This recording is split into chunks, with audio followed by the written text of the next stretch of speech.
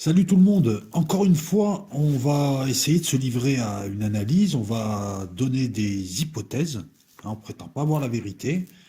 Et puis je vais surtout vous lire ensuite. On va parler de ce qui s'est passé le 6 janvier au Capitole. Parce que là, on a un peu plus de recul. Voilà, donc d'où l'intérêt, encore une fois, je me répète, de ne pas traiter les informations à chaud. On a beaucoup plus de recul. Puis ça permet aussi d'écouter les conneries qui se racontent, quoi. Truc rigolo. Je vais vous proposer une hypothèse. Ensuite, on verra. Vous me dites ce que vous en pensez. Juste avant, j'aimerais juste répondre vite fait à plein de gens. C'est compliqué de discuter avec les Anon ou les pro-Trumpistes, en tout cas certains, puisque apparemment on ne doit pas parler la même langue. Un tweet, c'est pas une déclassification. Non, mais je veux dire, si je dois t'expliquer ça, c'est compliqué quand même après de dialoguer. Et toi et moi, il faut prendre un interprète.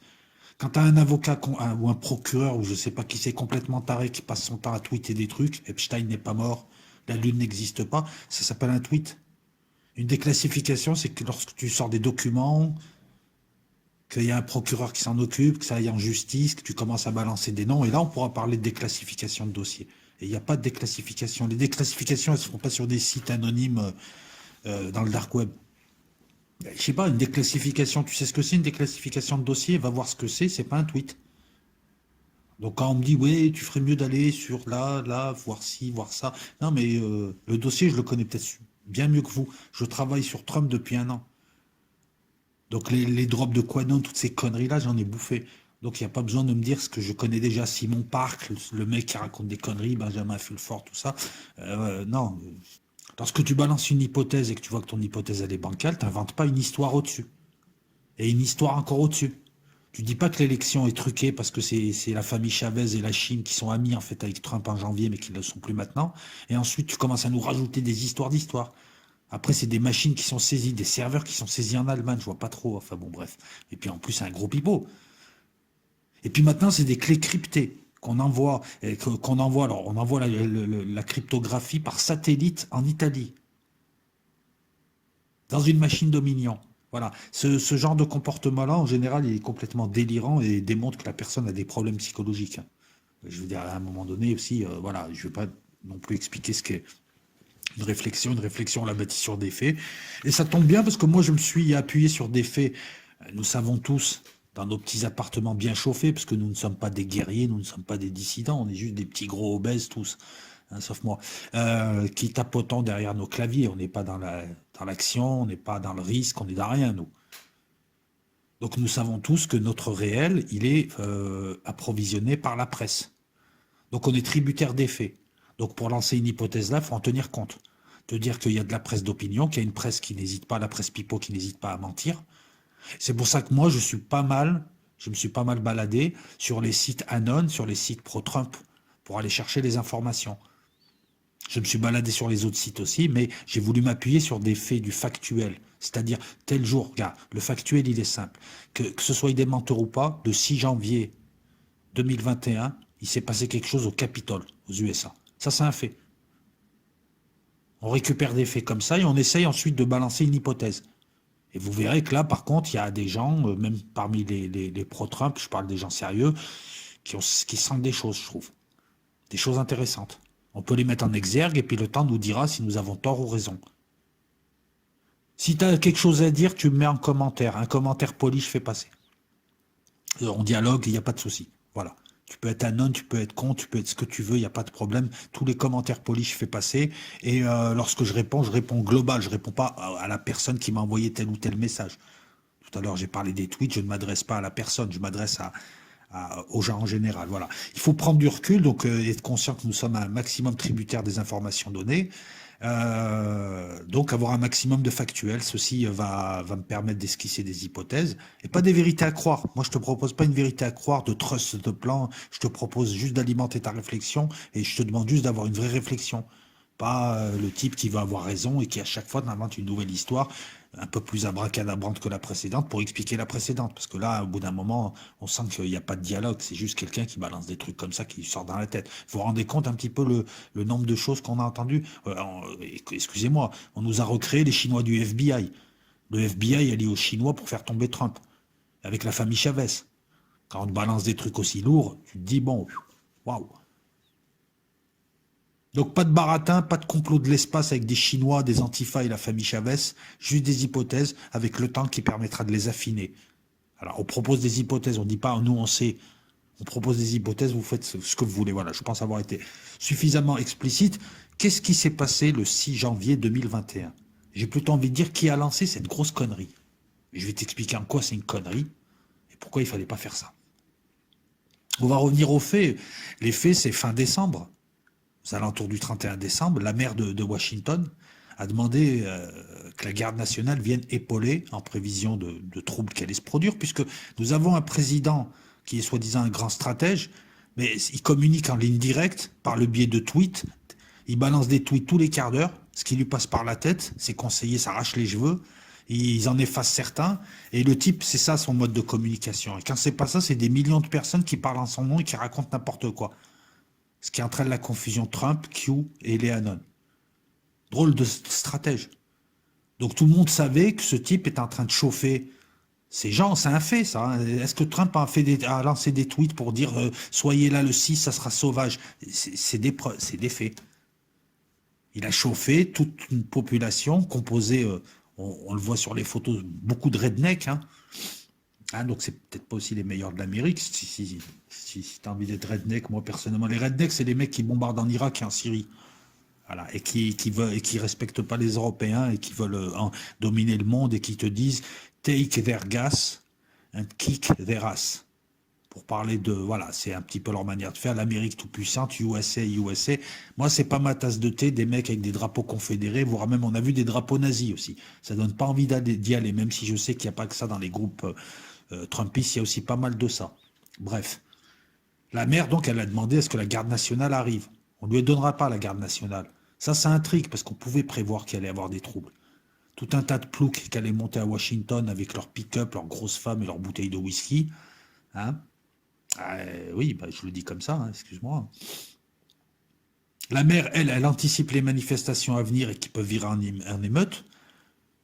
Elle veut que la garde nationale arrive, elle sait qu'il va y avoir du grabuge, et elle veut pas que les gardes du Capitole, hein, c'est la police du Capitole, c'est une police bien spécifique, 2000 personnes, soient armés. Parce qu'elle sait qu'ils ne sont pas préparés à faire face à une émeute de gens dont les 3/4, voire les 4/5e, voire même les 9/10e étaient désarmés, même s'il y avait certains petits groupes préparés. Donc si elle savait, si elle anticipait, pourquoi la garde nationale n'y était pas, en prévision? C'est juste une question, c'est pas pour dire ouais ils avaient prévu le coup, ou c'est pas pour dire aussi non ils n'avaient pas prévu le coup, c'est juste pour poser la question. J'ai un fait, je me pose une question. Moi personnellement je suis en charge de la sécurité, enfin je m'occuperai de ça, je serai dans l'affaire, je me dirais peut-être que le 6 ça va être chaud, et peut-être que lorsque les gens vont monter, il y en a qui vont brailler, et que d'autres vont en profiter pour casser. Il n'y a pas que les antifas qui savent faire cacher dans la foule et qui savent orienter une manifestation. Les Proud Boys, tous ces groupes d'extrême droite, de fachos, le Ku Klux Klan, toutes ces petites merdes, savent faire aussi. Et beaucoup étaient venus en tenue avec des casques, avec des matraques, beaucoup de gens étaient venus castagner. Donc, tu te dis pourquoi tu ne mets pas la garde nationale bien armée, ça dissuade, ça calme, et puis s'il y a le bordel, ils ont l'habitude. C'est leur boulot. Et j'invente rien, Trump, pas super intelligent, il lance des appels, c'est pas à lui de le faire. Il aurait dû avoir une communication démarquée de lui, mais qu'il le représente.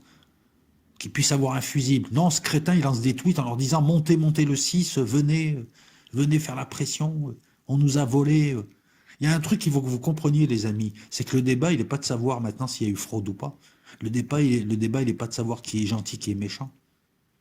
L'enjeu, là, dans ce combat, qui est perdu maintenant, de toute façon, il est perdu depuis le 4 novembre, l'enjeu du combat, il était de rallier le reste du monde et rallier les indécis.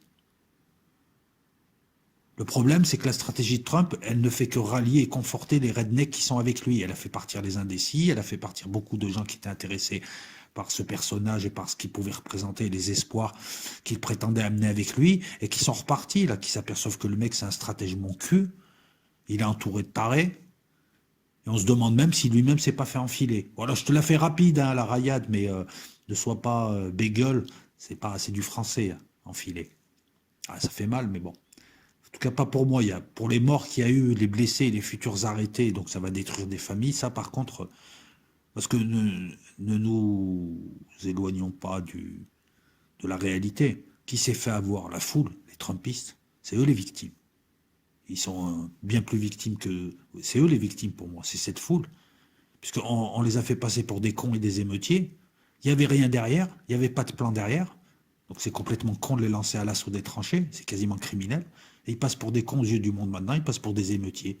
Et tu vois 3 drapeaux confédérés, 2 drapeaux nazis, les benets vont croire que tous les Trumpistes sont des nazis, ce qui n'est pas vrai. C'est juste des petits groupes qui se greffent à.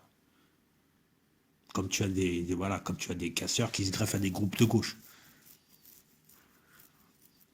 La connerie, comment dire ça? La connerie, c'est un président qui tweet, alors qu'il ne sait pas comment ça va se passer, et donc on va le mettre en cause juste après. Il sait que les mecs en face, ils attendent qu'un truc, qui déjoue, pour qu'ils ne reviennent plus jamais. Il sait que les mecs en face, ça fait 4 ans qu'ils s'acharnent sur son parti, et ils ont réussi à débaucher un à un les gens qui étaient autour de lui.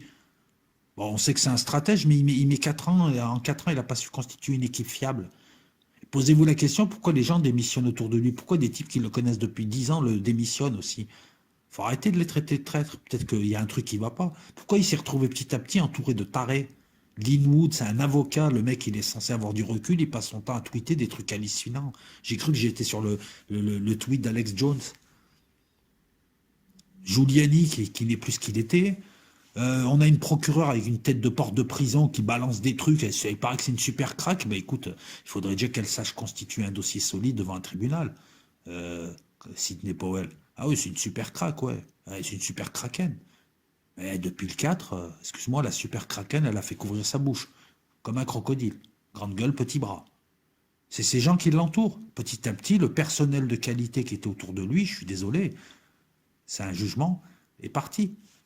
Les mecs démissionnent, des mecs ne veulent pas rester avec. Et lui, petit à petit, il a été entouré de gens de droite, de tarés, qui lui ont conseillé des trucs délirants. La loi martiale fait un coup d'État, fait ceci, fait cela. Même si, aujourd'hui, on peut lui reprocher surtout sa tiédeur. On va poursuivre.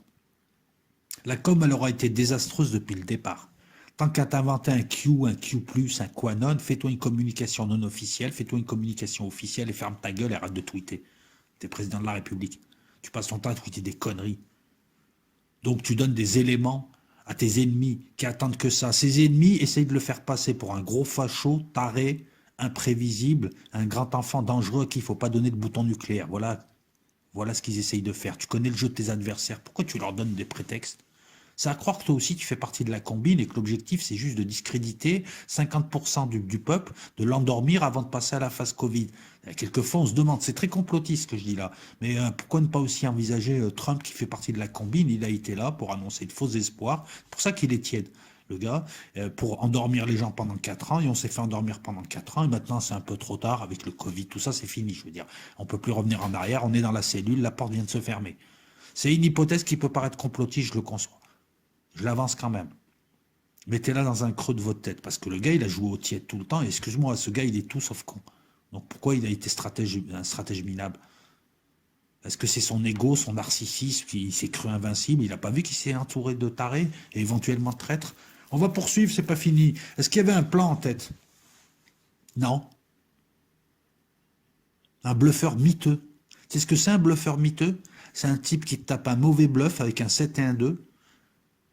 Il va relancer 1000 jetons, alors que tu as 1 million de jetons, il sait que tu vas le suivre, mais il tente le bluff. Alors qu'il sait que tu vas le suivre, que le bluff va être, voilà, va être dévoilé. Parce qu'en face, ils ne peuvent que suivre. En fait, c'est même pas des bluffs ce qu'il fait. Qu'est-ce qu'il y a derrière la foule? Qu'est-ce qu'il y a avant la foule? Qu'est-ce qu'il y a pendant la foule? Qu'est-ce qui s'est fait? Qu'est-ce qui s'est pas fait? Qu'est-ce que tout ce qui a été annoncé, ces dates, rien. À chaque fois, systématiquement, il a toujours une excuse. Il est trahi, il est lâché, c'est pas le moment. Il a décidé d'aller jusqu'au bout. Ben, jusqu'au bout, il a dépassé le bout. Hein. Il est au bout du bout là. Il a fait le tour. Tu lances des gens comme ça si tu as un vrai plan. La population qui va faire pression et qui manifeste au Capitole, voire qui l'envahit, ça s'appelle une amorce. Mais il faut que derrière, il y ait des politiciens qui bloquent la machinerie. Or, ça a été certifié. Le 6 au soir, à 20h, Biden était certifié. Il faut qu'il y ait des vrais militaires. Il paraît que la garde nationale est avec lui. Excuse-moi, la garde nationale, c'est ceux qui ont viré les Trumpistes. Le 6. Encore une fois, on nous a raconté des conneries. C'est un fait, ça. Hein. La garde nationale, elle n'est pas avec lui. L'armée n'est pas avec lui. Sinon, pourquoi il ne serait pas intervenu? Imaginons, tu as un plan. Je mets la foule le 6, je fais pression, Mike Pence, il bloque le truc, c'est le côté politique, la garde nationale arrive plutôt que l'armée, elle prend le truc, elle est avec nous, et on a bloqué Washington. Et ensuite, je décrète la loi martiale, je commence à... Il y a des troupes dans d'autres villes, je décrète la loi martiale, justement, ces troupes, on les provoque. Petit à petit, je mets des tribunaux militaires et je commence à appliquer la justice. Oui, c'est chaud, oui, il se discrédite aux yeux du monde, oui, je risque une arrestation, quoique, mais c'est ça le plan. C'est ça le plan. C'est soit tu fais ça, soit tu te casses. Mais tu fais pas un truc entre les deux. Tu balances pas des gens, il y a 5 morts. Un sixième là, un drôle de suicide d'ailleurs. Tu balances pas des gens comme ça, pour rien. Ils envahissent le Capitole et ensuite ils se font défoncer la tête à coups de matraque et ensuite ils se font arrêter, ils se font emmerder. Quand tu vois la gueule des gens qui y vont, ouais, c'est des rednecks. Ça sent le père de famille qui travaille. T'as pas l'impression de voir des bandits, t'as pas l'impression de voir des sadiques. Tu vois des rednecks. Voilà, des mecs qui viennent des départements intérieurs des USA, de départements ruraux ou autres, qui arrivent là avec leur bonne foi, tout ça et tout. Hein. Je veux dire, moi, c'est pas péjoratif quand je dis redneck. Ils se définissent eux-mêmes comme redneck. Et tu as balancé cette population qui t'adulte, tu l'as balancé comme ça, il n'y a rien derrière. Il est où le plan? Trust the plan. Encore une fois, c'est un fait. On nous a dit trust the plan. Il est où le plan? Pourquoi il n'y a pas eu de plan? C'est ça qui est important. Le 6, autour du Memorial Washington, donc les jours précédents, Trump, il a fait que tweeter comme un cave. C'est pas à lui de le faire. Il a demandé les jours précédents à Mike Pence de rejeter la victoire. Il savait à l'avance que Mike Pence n'allait pas le faire le 6. Donc il savait à l'avance qu'il n'avait rien à part des manifs populaires. Donc pourquoi il a envoyé les gens sachant que ça allait risquer, ça allait virer en émeute? Ne me dites pas que c'est des antifas, c'est ses tweets à lui. Ils n'ont pas piraté son compte. C'est lui qui leur a demandé de monter le 6. Il avait déjà tâté la température. Il avait déjà des démissions autour de lui. Il savait que l'armée n'est pas avec lui, que personne n'est avec lui. Il n'y a personne, même Fox News l'abandonne. En lui disant, mais ce mec-là, il fait n'importe quoi. C'est à croire que tous ces gens, soit ils sont tous mis ensemble pour voilà discréditer un mouvement, soit les gens s'aperçoivent qu'il n'y a rien, quoi, que c'est de la pipe. Que ce type est de la pipe. Hein, on nous l'a annoncé comme combattant de nouvel ordre mondial. Mon cul, il a combattu quoi? Les GAFAM, la bourse, il faut arrêter. Il a drainé quel marais? Donnez-moi le nom de personnalités politiques qui sont allées en prison pour pédophilie. Parlez-moi des procédures lancées. Je veux des vraies déclassifications. Je veux pas des tweets. Rien. Pence a déclaré qu'il ferait pas, qu'il bloquerait pas. C'est un homme du système. Il a compris que ça allait trop loin. Il a compris qu'il fallait fermer sa gueule et attendre 2024. Trump a été lâché par son équipe, il a été lâché par une partie de son parti, il a été lâché par les médias, il a été lâché par l'armée, ceux qui servent en tout cas et ceux qui décident dans l'armée, hein, pas 3 mecs qui se mettent un Q sur l'uniforme de manière ridicule. Il a été lâché par les services de renseignement, il a été lâché par le Pentagone, il a été lâché, à part sa femme et 2-3 tarés, tout le monde l'a lâché. Et ça, il le savait avant le 6. Non, il a continué à chauffer les gens. C'est stupide, parce que tu savais que ça allait aboutir à des émeutes et que tu allais donner raison à ceux qui te piègent, qui cherchent à te piéger. Tu savais que le moindre bris de glace à Washington le 6, on allait te l'attribuer. Tu as continué à tweeter. Comment tu vas être crédible? Même aux yeux des gens qui votent Trump, ils doivent se dire, ce mec, il est un peu con, quoi. Ça, c'est pas une hypothèse, encore une fois, c'est un fait. Voilà, parce que maintenant, qu'est-ce qu'on lui... tu sais pourquoi c'est con? Parce qu'aujourd'hui, on lui reproche ses tweets en lui disant que c'est lui l'instigateur et c'est lui le responsable. Et en justice, ça passe. Il a incité à une émeute. Ça passe en justice. Et encore une fois, on ne cherche pas qui est le bien, le mal, voilà. On n'est pas dans ça. Hein. On est dans un combat d'idées, là. Et les plus malins l'emportent. Ça s'appelle un rapport de force. Le 6 janvier 2021, il y a eu un piège à redneck. Près du Washington Memorial, tu as une foule montée à l'appel de Trump. Tu as eu les discours, les fils de Trump, Giuliani, tu as plein de gens qui sont passés, des morts bourrés qui passaient déjà. Mais c'était des discours chauds qui haranguaient la foule, qui chauffaient la foule. Vachement intelligent, sachant qu'il n'y avait rien derrière. Non, parce que tu chauffes la foule à la Mussolini, tu l'envoies au Capitole, tu sais que tu vas prendre le Capitole et qu'il y a tout un plan derrière qui s'enchaîne. Et que tu vas agir. C'est pas je lance la foule et après, je fais des appels au calme. C'est pitoyable. Ça aussi, beaucoup de Trumpistes se sont aperçus que le type, c'était un gland. Il est resté tiède. Fallait aller jusqu'au bout ou pas y aller du tout. Jusque-là, on a encore un meeting post-électoral. Et il aurait dû, le 6, il aurait dû appeler les gens, faire un grand meeting post-électoral, dire écoutez, nous partons, mais nous reviendrons dans 2024, le combat continue, ce n'est qu'une bataille, nous avons perdu la bataille, nous n'avons pas perdu la guerre, comme dirait De Gaulle, tout ça, tout ça. Et là, le mec, il aurait été malin. Il aurait chauffé les gens, il serait parti en victime à la Jésus, tu sais, hein, en disant je vais revenir, je vais faire mon retour à la fin, tu vois. Le mec, il gérait bien, un type normal, il ferait ça. En se disant, bon, ils m'ont baisé, dès l'élection, j'étais baisé. Ok, d'accord, voilà. Ce type joue sur l'échiquier, le troisième échiquier est le nôtre. Il joue pas sur le premier ou le deuxième, il n'y a pas accès, t'as l'impression.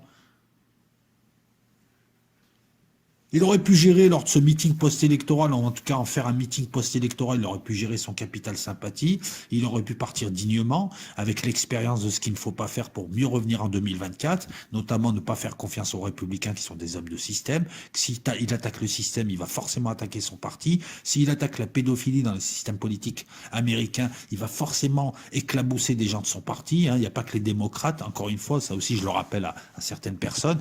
Voilà pourquoi ce type ne pouvait rien faire de toute manière. Les gens ne comprennent pas que l'enjeu n'est pas de prouver une éventuelle fraude dans cette ère de post-vérité ou de se présenter en parangon du bien. Le jeu, il est simple, c'est rallier les indécis et bloquer les autres. C'est de la tactique. Le jeu, il est que le reste du monde se dise ah, les démocrates, c'est des salauds, ils ont volé l'élection, et tu bloques les autres. Et tu t'appuies sur ta foule, à toi, exact, pour garder ton pouvoir ou revenir. Et là, en l'occurrence, depuis le 4 novembre, c'était fini. Ça s'est joué avant. Mais ça aussi, apparemment, ils sont tellement stratèges qu'ils ne l'ont pas vu. Trump déjoue depuis le 4 novembre. Moi, je te dis que la partie s'est jouée avant le 4 novembre. Une fois qu'il y a eu l'élection, c'était fini. J'ai même envie de dire Black Lives Matter déjà. Mais bon, Black Lives Matter, à la limite, on peut le mettre de côté. Voilà. Il avait 4 ans pour sécuriser une élection, pour se préparer à ce qui allait arriver. C'est ça, là, c'est un stratège.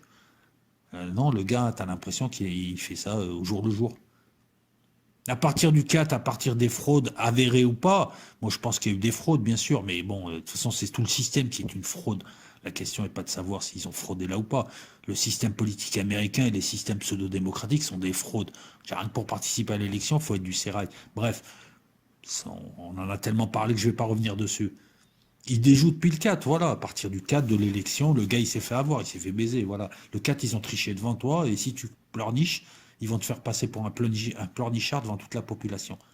C'est comme ça que c'est produit. Et si en plus t'es mauvais, parce que les gens qui arrivent avec toi, ils font tout à l'inverse. Hein. Je veux dire, la foule, c'est au départ qu'il fallait qu'elle fasse pression devant les tribunaux, et puis les tribunaux, il fallait peut-être faire des vrais dossiers, quoi. Il fallait peut-être avoir de vrais avocats aussi. Non, parce que c'est unanime, hein, je veux dire, que ce soit des tribunaux d'obédience républicaine, des cours suprêmes d'État, la Cour suprême qui, elle, comporte 6 républicains, tous te disent la même chose. Monsieur, vous ne nous apportez aucune preuve.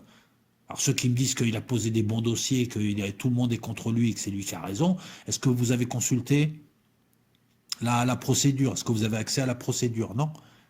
Bah, par contre, les informations qu'on glane, et là encore c'est factuel, c'est que tous les tribunaux décrètent que le dossier est vide, que la fraude organisée par je ne sais qui, le Kraken, la famille Chavez et les démocrates, une fraude organisée à grande ampleur, en tout cas, il n'y a pas la preuve de cette fraude. Et à chaque fois qu'il y a eu des petites fraudes qui ont été vues, on a invalidé les élections. Donc c'est ça aussi la réalité, ça c'est des faits. 50 recours, 50 rejets. Sachant qu'en plus, si tu es malin et tu joues dans le deuxième et, sur le deuxième et le troisième échiquier, et sur le deuxième et le premier échiquier, tu sais que même s'il y a des fraudes, personne ne va remettre en cause le système politique. C'est l'ossature de la grande escroquerie américaine. C'est un système installé par des francs-maçons, Washington et compagnie, Hamilton, tout ça et tout, fait pour contrôler les populations. Et c'est là où on voit qu'il ne faut pas faire de politique quand on n'a pas de culture politique, parce que qui a fait un peu de fac, qui a fait un peu de droit, qui a fait un peu de politique, c'est que là on aborde un thème, un grand thème universel, à savoir les rapports entre le pouvoir et ceux qui lui donnent cette légitimité. Et ces rapports sont ambigus, c'est des rapports limite de pervers narcissique à victime, le fameux triangle de Karpman. On peut retrouver en tout cas des éléments du triangle de Karpman. Et donc les élections, c'est juste le côté sucré du médicament pour enfants qu'on fait passer. Donc personne n'allait remettre en cause l'élection. Donc soit tu sécurisais l'élection au départ, soit à partir de là, tu l'as joué fine. À partir du 4, c'était soit tu allais jusqu'au bout, loi martiale, tout team, en montant crescendo avec la foule, et avec les recours qui sont rejetés, et tu fais monter la colère, c'était là, il fallait agir. Soit tu jouais la victime indignée jusqu'à début décembre, et ensuite tu disais, écoutez, voilà, l'élection, ok, je pars, je reviendrai en 2024, et tu sécurises pour 2024 comme un stratège et comme un visionnaire. 2024, c'est à côté. Le gars, il est resté au milieu. D'une tiédeur hallucinante. Et maintenant, il a provoqué le mécontentement de beaucoup de gens qui avaient espéré. Et comme il a mal communiqué, puisqu'il a laissé sa communication à des milliers de gens sur des sites et des forums, qui eux-mêmes allaient interpréter la communication d'une lettre, hein, parce que jusqu'à preuve du contraire, Q c'est une lettre, comme il a très très mal communiqué, il passe vraiment pour ce qu'il est, tout sauf un stratège. Les gens lui ont imputé tout ce qui s'est dit, tous les faux espoirs, tous les délires, tous les trucs. Leur stratégie de communication a été désastreuse puisqu'on confond Trump avec le moine des Hannon, ce qu'il ne faut pas faire. Et n'importe qui peut parler en son nom et balancer n'importe quoi. Les erreurs, on peut en trouver. Hein. Et le but, c'est pas de dire qui n'a pas fait d'erreur au machin. Le but, c'est de comprendre un petit peu qui a lancé ça, pourquoi, comment. Il y a quelque chose de mystérieux dans cette élection depuis le départ. On dirait une pièce dans laquelle les acteurs jouent mal. Certains acteurs, ceux qui l'entourent. Encore une fois, l'hypothèse de on l'a entouré pour le faire déjouer, hein, elle est peut-être pas si complotiste que ça. Petit à petit, voilà, la stratégie à l'envers, quoi. Il s'est embourbé. Donc petit à petit, ses supporters les plus sérieux se sont posés des questions. Pendant que les autres écoutaient le baratin de gens délirants qui auraient plus besoin d'une thérapie autour de leur père et de leur complexe d'Oedipe que de faire de l'analyse politique, certains. Franchement, c'est impressionnant. Voilà. Ne pas voir ces enjeux, ne pas voir ces points tactiques et parler de stratégie, ça me fait rigoler. Eh oui. La pression populaire, c'était au début, en même temps que les recours. Il fallait faire aucune annonce à la con. Il fallait jouer, t'annonces un truc, tu le fais. Il fallait empêcher tous les gens qui ont lancé des délires. Il fallait arrêter de croire que la Chine contrôle les élections américaines. Vous êtes complètement débile ou quoi? Il n'y avait pas une entente en début d'année. Il n'y avait pas des gens qui te racontaient que Trump était allié à la Chine en vrai pour détruire le nouvel ordre mondial. Mais putain, la Chine, c'est le nouvel ordre mondial et la Chine ne contrôle pas l'Amérique. Réveillez-vous. Maintenant, on en est. T'as des gens qui, et oui, le moindre truc, la communication a tellement été mal faite que le moindre anon qui te balance une connerie plus grosse que la montagne est attribué à Trump.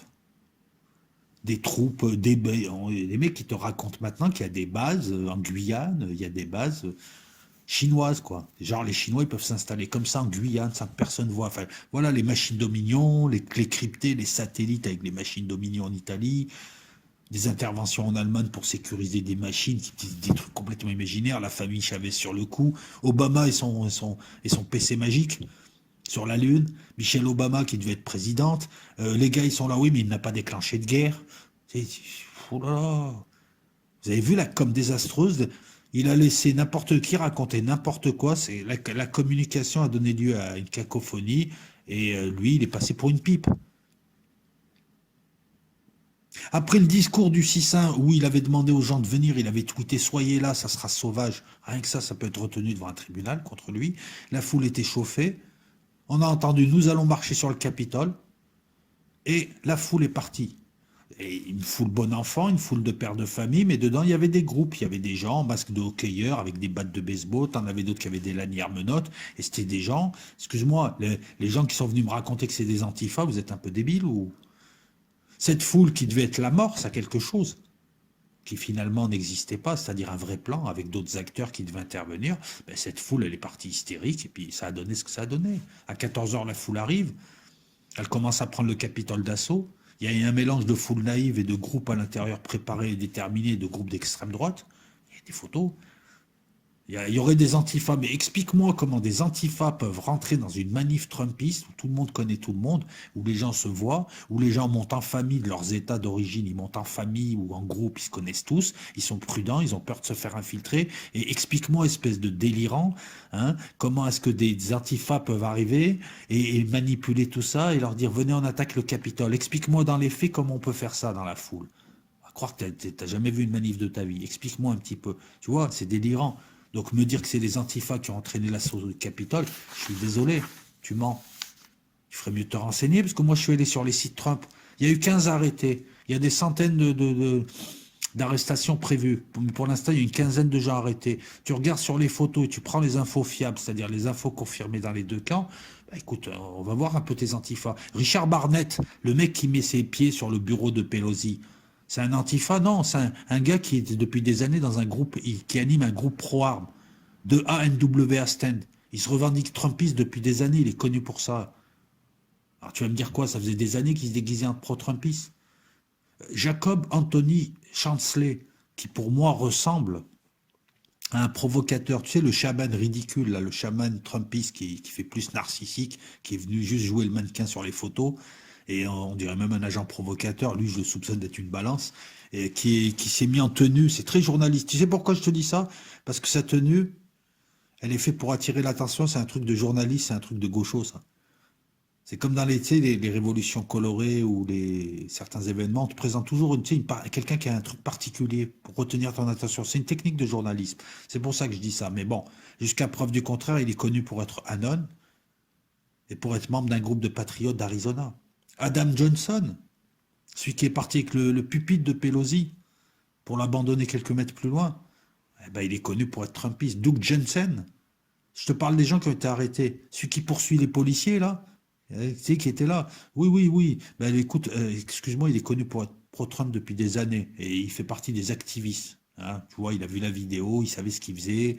Le policier était débordé, il voulait pas se servir de son arme. Il a bien joué, le policier, je trouve, sur le coup. C'est le policier qui a du mérite sur le coup. Et pas ces gens qui le pressent comme ça. Parce que le gars, voilà, il a su garder son sang-froid, je trouve. Derrick Evam, c'est un élu républicain de Virginie. Ah, que des antifas. Nicholas Ox, c'est le membre d'un groupe facho, les Prout Boys, moi je les appelle comme ça, une sorte de puceau, enfin bon bref. Lui, bah, c'est le chef de la section Hawaï en plus. Ça qui est rigolo. Ah, t'as toutes les photos partout, sur ER, partout de ces gens. Donc, tu vois, ER, on peut pas dire qu'ils soient pro-système. Donc les antifas, non, j'en vois pas. Est-ce que le redneck qui était avec son camion, avec des cocktails Molotov, qui avait des armes dans son camion, est-ce que lui c'était un antifa à ton avis? Tu vois bien que c'est de la merde. Est-ce que les types qui étaient équipés avec des masques de hockey, des jambières, eux c'était des antifas alors qu'ils avaient des drapeaux confédérés et que les gars étaient connus? Est-ce que tu penses que les antifas pourraient se déguiser, se balader comme ça? Est-ce que tu crois que les groupes ne se connaissent pas? Ils n'ont pas eu le temps de se lier, tous ces groupes. Est-ce que tu crois que, réfléchis un petit peu, dire c'est les antifas et c'est la famille Chavez. C'est comme ça que vous discréditez justement ce mouvement, en balançant des conneries plus grosses que la montagne, ils réalisent juste pour trouver une histoire, pour essayer de justifier le précédent pipeau. C'est une manif de pro-Trump avec des anons dedans. Caché à l'intérieur, tu as des groupes séditieux qui avaient des petits projets. Je pense que Trump n'était pas au courant de ces projets, mais que tu avais des gens qui se préparaient à faire quelque chose. Que ces gens sont très souvent infiltrés par comment s'appelle, le FBI, par ceux qui s'occupent de l'armement aux USA. Ils sont infiltrés par toutes les agences. Le FBI, ça fait longtemps qu'ils travaillent sur ces groupes d'extrême droite armés. Pour eux, c'est un danger. Ah, on sentait l'amateurisme organisé. Donc je pense pas que ce soit Trump qui a organisé des émeutes, mais il a provoqué les émeutes. Tu vois la différence? C'est pas lui qui a dit il s'est pas concerté avec des groupes du fin fond de l'Arizona pour leur dire vous allez prendre le pouvoir. Non. Il y a eu des repérages le jour avant, mais ça s'est fait, c'est des groupes qui se sont dit tiens, le 6, nous on va tenter quelque chose. Ils voulaient arrêter des élus. Et c'était des groupes d'extrême droite. Et c'est confirmé. Alors si ça te dérange, j'y peux rien. Les émeutes vont durer jusqu'à l'arrivée de la garde nationale. Et le retour au calme se fera fin d'après-midi, le 6. Pourquoi autant de temps pour la garde nationale? Et on peut envisager que les démocrates, ça les arrange. Hein. Le déroulement de la journée les arrange. Mais les types qui en profitent le plus, là, tu sais c'est qui?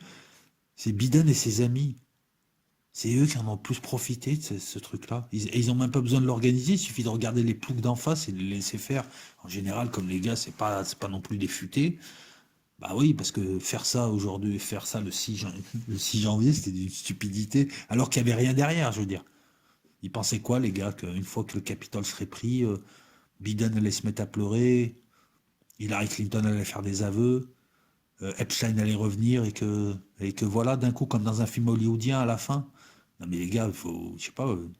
On a vu, les émeutes, ça a donné 5 morts, plus un mort beaucoup plus tard, 3 jours après. Ça a donné des policiers désemparés, désorganisés, ça a donné 5 morts, beaucoup de blessés, des gens qui se sont fait casser la gueule pour rien. Parmi les 5 morts, tu as un policier blessé à coup d'extincteur qui est mort quelques jours après. C'est l'agent Sicknick Bryan. Tu as une ancienne vétérante, mais apparemment, pour certains, encore une fois, c'est ah ben non, c'est quand ça les arrange pas, ils t'inventent un truc. Ah, c'est une antifa déguisée. Non, c'était une vétérante qui a été abattue lors d'un mouvement de foule par la police. Elle s'appelait Ashley Babbitt. C'était une vétérante de l'armée. Et les 3 autres morts, c'est Rosanne Boyland, Kevin Grayson et Benjamin Phillips. Ils sont morts hors des bâtiments. Il y en a une qui est morte lors d'un mouvement de foule, c'est Rosanne. L'arrêt cardiaque, c'est pour Kevin Grayson. Et l'arrêt cérébral, c'est pour Benjamin Phillips. Il y a toujours des gens dans le cœur lâche, la tête lâche, quand il y a des troubles comme ça. Parce que voilà, parce qu'on c'est des sédentaires et leur corps n'est pas prêt à, et d'un coup, voilà, bon, ça arrive toujours. Et t'as un 6e mort, et celui-là, c'est vrai que c'est assez marrant, c'est le type qui serait rentré, qui aurait piqué l'ordinateur, alors on sait pas si c'est lui ou pas, mais qui aurait piqué l'ordinateur, c'est un laptop de Pelosi. Alors moi, je veux bien que l'ordinateur de celle qui dirige la Chambre des représentants puisse contenir des secrets. Mais je vois mal des gros secrets sur son ordinateur qu'elle utilise pour le travail, avec lequel elle se balade, ça lui permet de faire des projections. Les seuls trucs qu'il y avait dans l'ordinateur de Pelosi, hein, lorsqu'on est normalement constitué, c'est des choses confidentielles, c'est des choses qu'il ne faut pas mettre entre toutes les mains, mais je doute fort que le grand plan, le big deal soit dans son ordi. Bref, en tout cas, c'est assez bizarre. Le type, on l'a retrouvé, il s'appelle Christopher Stanton Georgia, il est mort chez lui.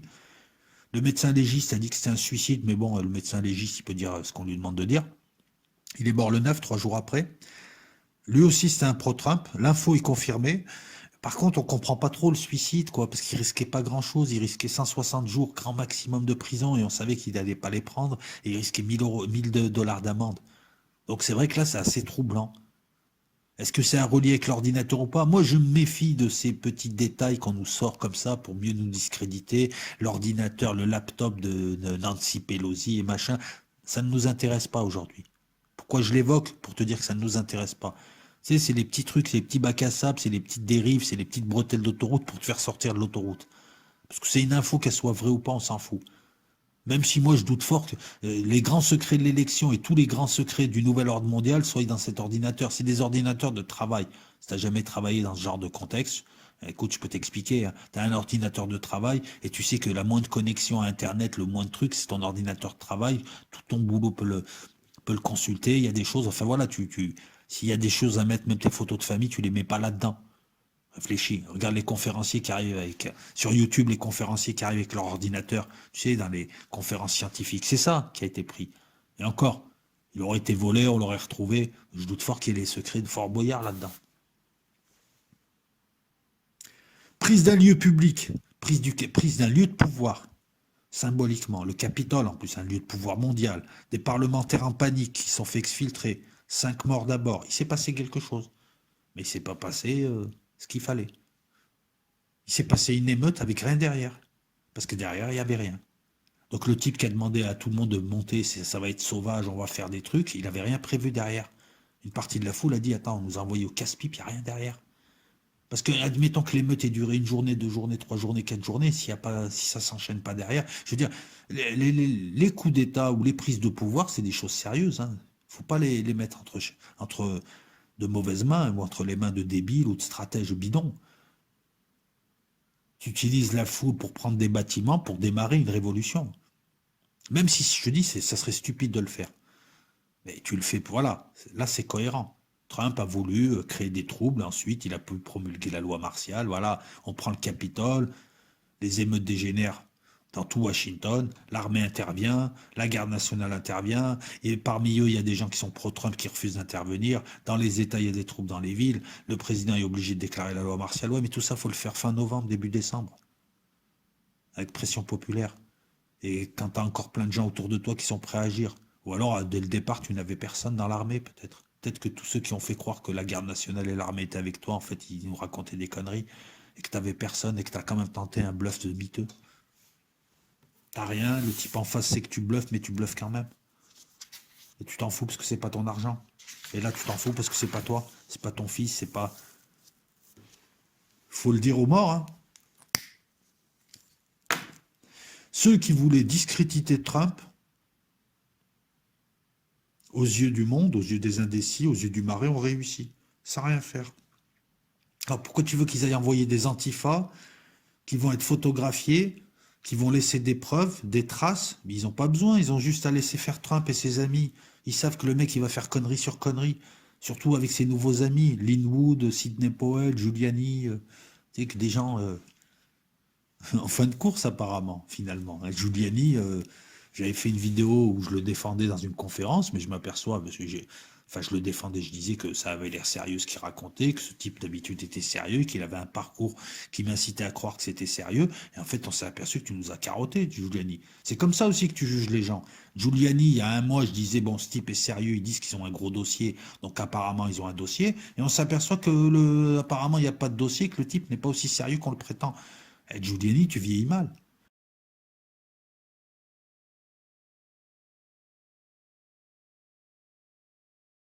Voyez aussi une analyse, comme on affine une analyse. Il y a une conférence, on dit OK, on va voir. On attend 2 mois après, on voit que le mec, c'est un balnaveur. Je suis désolé, c'est Rudolf la balnave. S'il est, peu importe que les démocrates, moi je suis certain que les démocrates savaient ce qui allait se faire, parce qu'ils sont infiltrés, les groupes trumpistes. Les autres ont besoin de savoir. Et de les laisser faire. Ils se sont dit, tiens, ces gogoles, ils vont aller attaquer le Capitole, mais c'est magnifique. Le but du jeu, c'est d'être la plus grosse des chialeuses aux yeux du monde et de passer pour le démocrate parfait.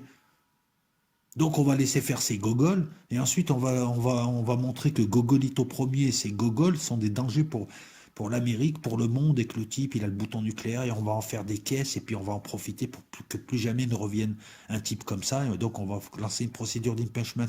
Voilà comment ils ont fait les démocrates. Ils ont suffisamment d'observateurs ou de gens infiltrés pour savoir ce qui se passe dans ces groupes, ils savaient ce qui allait se passer. Alors pourquoi tu veux qu'ils envoient des antifas? Pour laisser des traces? Ils ont juste à laisser faire et à regarder la preuve.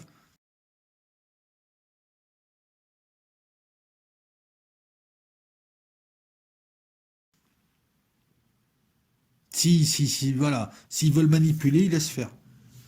5 morts, plus un mort ensuite, 52 interpellations, mais ça va être des centaines. Une enquête du FBI, ils vont pas le lâcher. J'ai envie de te dire, je suis désolé, hein, si c'est vulgaire, qui baise qui? Qui a baisé la gueule à qui? Ça a servi à quoi? C'est pas sérieux, c'est pitoyable. Les ennemis de Trump, ils ont tout ce qu'ils veulent. Je te dis, les indignations sélectives. Alors moi, j'aimerais rappeler à tous ces gens qui chialent parce que le Capitole a été attaqué, qu'il y a eu des morts. OK, mais pour Black Lives Matter, il y a eu des morts, il y a eu des commerçants roués de coups, il y a eu des types qui se sont fait démonter juste parce qu'ils n'étaient pas assez bronzés. Je suis désolé de le dire, mais c'est une réalité. Il y a tout un tas de choses. Il y a eu des villes qui ont été détruites. Mais là, par contre, on ne vous entend pas. Ah bah ouais, c'est vous qui avez organisé ça. Les amis, on est dans un jeu de vicieux où le but, c'est pas le bien et le mal. Le but, c'est des vicieux contre des vicieux. Et là, excuse-moi, Trump, c'est un bonnet dans l'affaire. C'est vice contre vice. Et pour ça, pour ça, les démocrates savent faire. Tous les indécis, tous les Trumpistes intelligents, tous les voilà, se posent des questions. Le monde, même le Premier ministre australien, tout un tas de gens ont commencé à prendre, qui étaient proches de Trump, ont commencé à prendre leur distance. Même Netanyahou, il a enlevé la photo de Trump de son Twitter. L'autre, il lui a tout donné. Il a dû se dire quel ingrat. Cui bono, qui baisse qui? Ben si.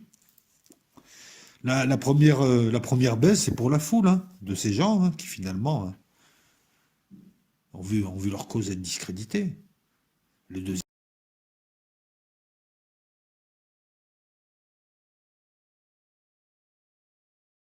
deuxième, c'est Trump, il s'est fait avoir, mais c'est son propre camp le trahit. Ils lui ont fait jouer tellement mal que le gars, il risque le bannissement maintenant. Alors la procédure d'impeachment, je ne sais pas ce que ça va donner, Mais il n'y a pas que ça, il y a une procédure aussi, il y a une enquête fédérale. Il y a suffisamment d'éléments pour le mettre en cause. C'est vous qui avez organisé la manifestation, c'est vous qui avez chauffé, c'est vous qui avez lancé, vous êtes responsable, il peut prendre une peine, ça peut le gêner jusque dans son propre parti. Le mec, il voudrait ne pas se représenter chez les Républicains, qu'il s'y prendrait pas autrement. Alors qu'il, je sais pas, je comprends pas. Le gars joue à l'envers. À l'avance, tu sais qu'il va faire l'inverse du bon sens. C'est vraiment un fiasco, ce 6-1. Parce que de la manière dont ça a été fait, c'est à tous les coups tu perds. Quoi que tu fasses, tu perds. Tu fais rien, t'as perdu. Tu fais, tu perds. Et eux, ils ont fait à moitié. Et le fait de rester dans une position tiède comme ça fait que tu prends tous les inconvénients des deux autres solutions. La solution du coup de force, qui est une mauvaise solution pour moi, mais qui est une solution au moins qui a le mérite d'aller jusqu'au bout. Bon, ben, tu as des avantages et des inconvénients, même si tu crées un climat de guerre civile dans ton pays, voire même la guerre civile. Et ne rien faire et se préparer pour 2022 et 2024, tu aurais eu l'avantage de partir en victime et de revenir encore mieux et de savoir à l'avance ce qu'il y avait à faire, à condition que Trump ne soit pas non plus un homme du système qui nous a endormis et qui a joué la tiédeur volontairement. Mais ça, c'est une hypothèse que je trouve quand même très très complotiste. Je pense que le gars, c'est un naïf, c'est un abruti qui s'est fait berner et qui s'est fait trahir petit à petit, que les gens qui étaient autour de lui au fur et à mesure l'ont fait déjouer, l'ont discrédité, et autour de lui, beaucoup de républicains ont été achetés ou se sont fait acheter, ou on a su faire la pression. C'est comme ça que ça marche en politique. Voilà. C'est des rapports de force de tous les instants. Il y a des gens à qui on a dû sortir des dossiers, d'autres on a dû leur expliquer que Trump c'était pas l'avenir, d'autres on a dû leur proposer, puisqu'au fur et à mesure ça s'est effiloché autour de lui. Et comme je te l'ai dit tout à l'heure, au fur et à mesure, les gens qui avaient une certaine qualité sont partis et on a eu de plus en plus des tarés, des illuminés. Ça a donné quoi le 6-1? Bah à 20h la procédure a été reprise et Biden a été certifié malgré le refus de 147 républicains d'accepter les résultats dans certains États, et ben c'est passé quand même. À qui ça a profité le 6? Pas à la foule, pas à Trump. Biden, lui, il a été tranquille. Il est passé tranquille. Qu'est-ce que tu veux que je te dise de plus? Ben, il n'y a pas grand-chose à dire. Hein. Enfin,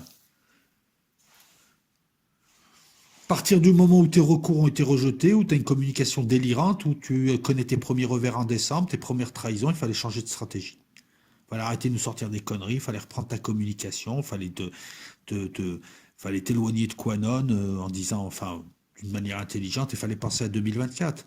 Donc pourquoi tu te discrédites à la fin? Tu repars avec rien. Maintenant, la seule possibilité pour Trump, c'est quoi maintenant? C'est d'éviter un impeachment, de limiter une enquête du FBI, soit d'essayer de sécuriser un poste de sénateur dans un État, parce qu'il peut se faire élire dans beaucoup d'États, il est sénateur, il prépare 2024, ça lui permet de prendre la température avec les républicains, s'ils ne le soutiennent pas, il crée son parti, il a une base. C'est ça qu'il faut faire.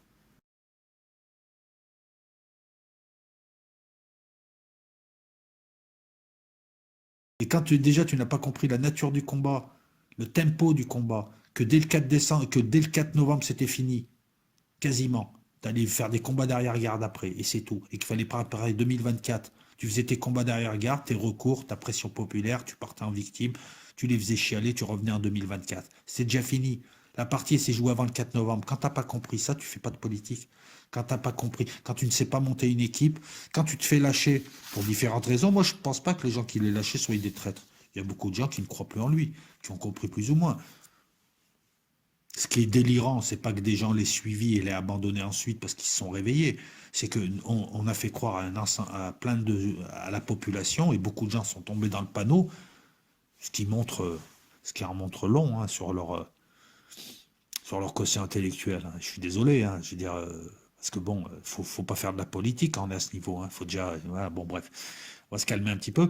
Mais nous faire croire qu'un milliardaire new-yorkais, beauf, souffrant de problèmes de concentration hyper narcissique, ne respectant que la force, qui est entouré de milliardaires, de gens du système, qui est entouré d'ultra-sionistes, allait sauver le monde et allait s'en prendre de nouvel ordre mondial. C'est ça qui est balèze. C'est d'y croire encore. Ça, c'est balèze.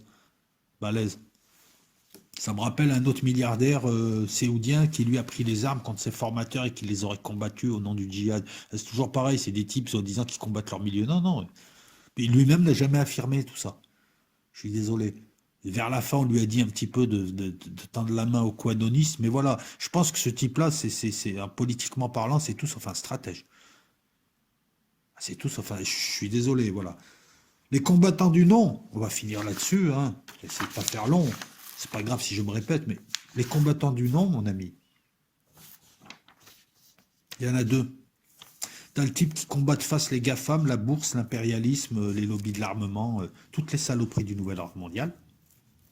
Et ce type-là, en général, soit il meurt très vite, en tout cas, il n'accédera jamais au pouvoir, il mourra très vite.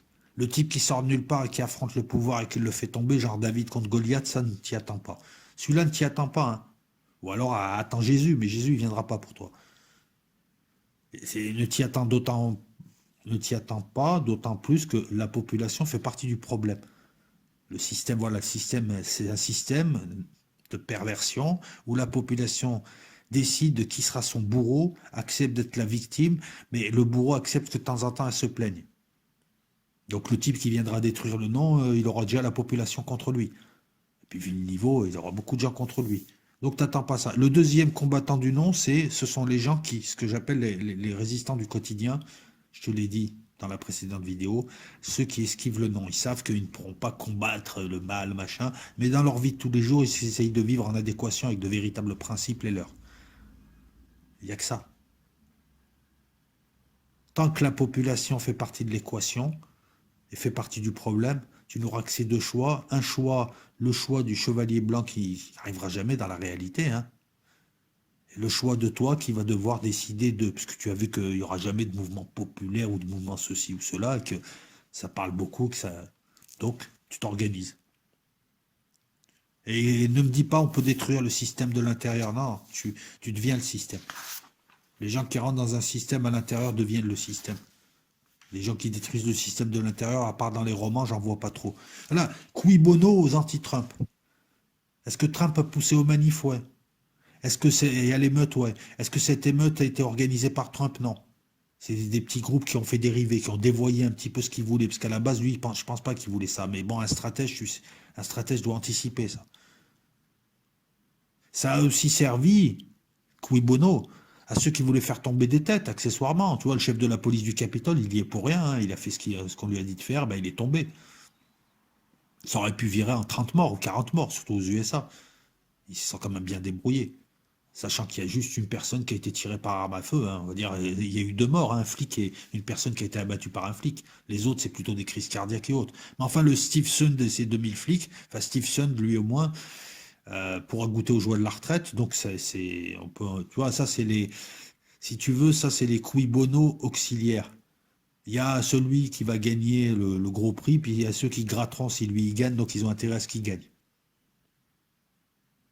Ni infiltration, ni manipulation du petit jeu de démocrates qui ont compris comment il fallait faire. Il fallait jouer le moins possible et laisser l'autre jouer, laisser les délires aller jusqu'au bout. Ça a marché. Et du côté de Trump, franchement, il n'y a aucun stratège, il n'y a rien, c'est très très mal joué. Alors, oui, c'est facile de le dire après, mais je l'ai toujours dit.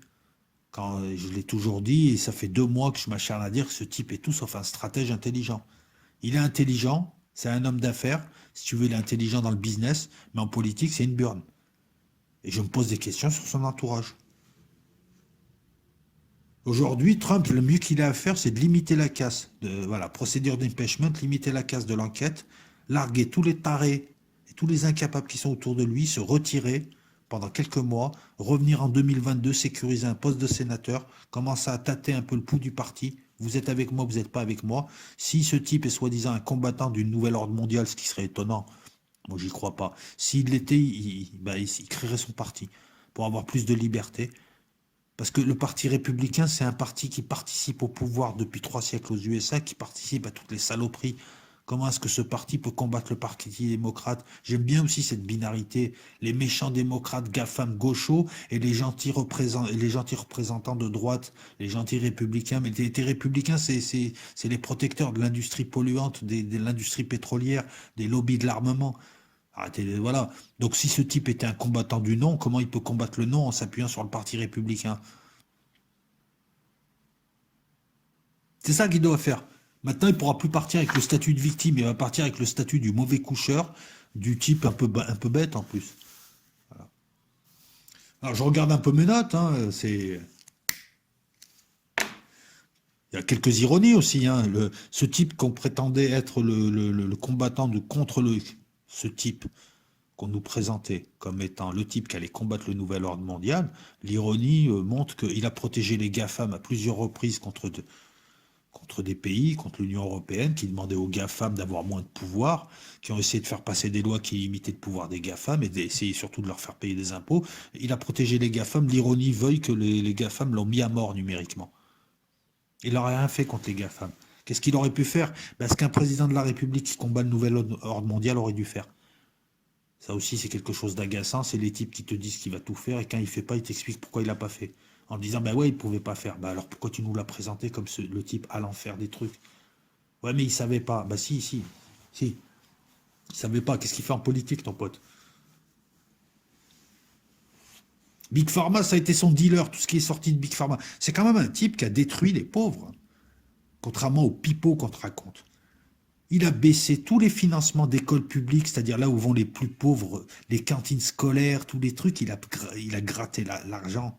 Là, il a arrêté des programmes qui aidaient les vrais pauvres et des gens qui ne sont pas en état d'aller travailler, des programmes qui aidaient les toxicomanes.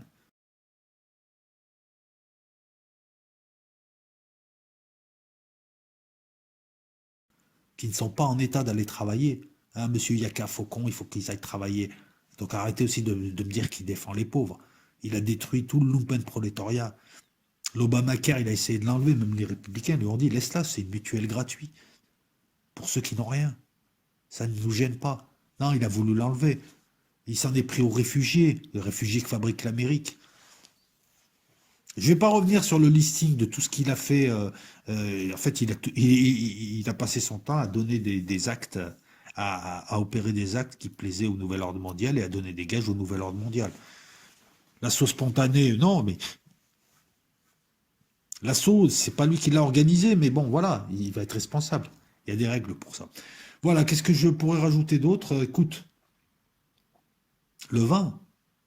Non, mais si tu crois que le vin, ils vont refaire la même chose, avec qui ils vont refaire la même chose? Avec la garde nationale? La garde nationale qui les a virés du Capitole le 6, elle va les aider le 20. Le 20, la ville de Washington, ça va être une caserne, avec personne dans les rues. La passation, c'est une passation. Point. Il n'y aura rien de plus. Maintenant, j'aimerais encore une fois qu'on m'explique cette hypothèse délirante de le 20, toutes les preuves en mondiovision et les gens n'ont rien à branler de ce qui se passe. Là-bas, il y a le Covid, tu comprends pas. Les gens, tu peux leur montrer ce que tu veux à la télé, tu vois pas que la foule, la population mondiale est apathique et amorphe. Tu peux lui montrer des bébés qui enculent des chefs, qui n'en a rien à foutre, la foule.